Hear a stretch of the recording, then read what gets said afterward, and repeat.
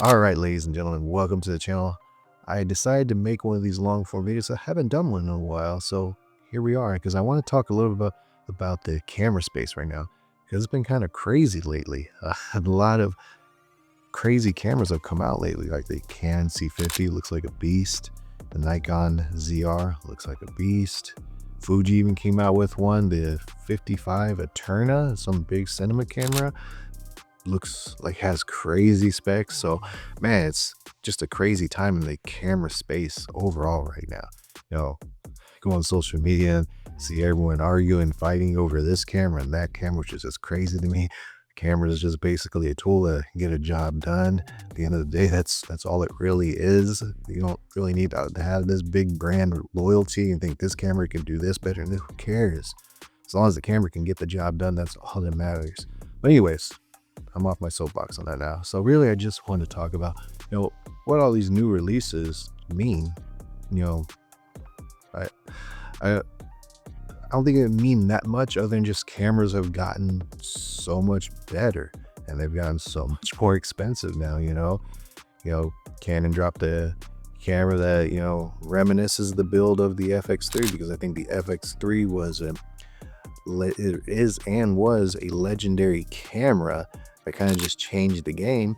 Now you're seeing these companies kind of, pick up on that a little bit with Canon C50, a very similar build. Even the Nikon ZR, it's a rectangle box style camera, similar as well. Obviously the specs on both those cameras are better, which makes me excited because I'm definitely curious to see what Sony has in store down the road. I know there's rumors the A7V is going to be dropping soon.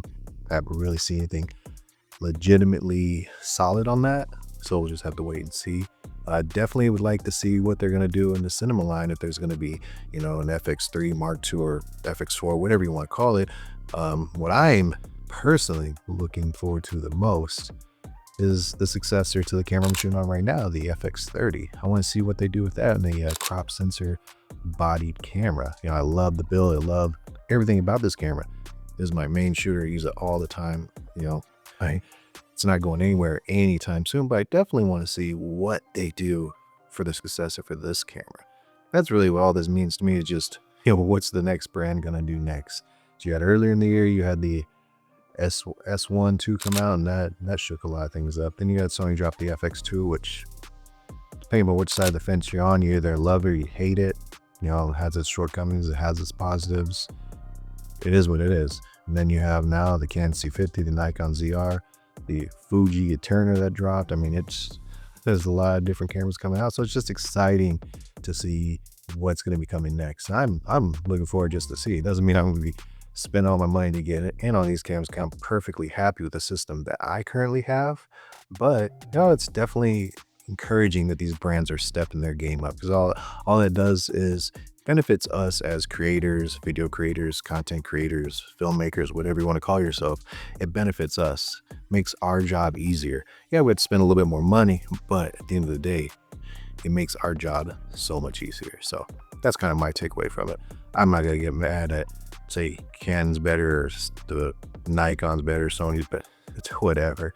I don't have any brand loyalty. If a brand drops a camera that I just have to have, I'll jump ship in a second if I feel like that's something that's going to get the job done for me. But some people just aren't like that, I guess. None of these brands are paying me, so it is what it is. Well, anyways, yeah, that's kind of my 2 cents. Hope you guys enjoyed this video. We'll see you guys at the next one. Have a good one.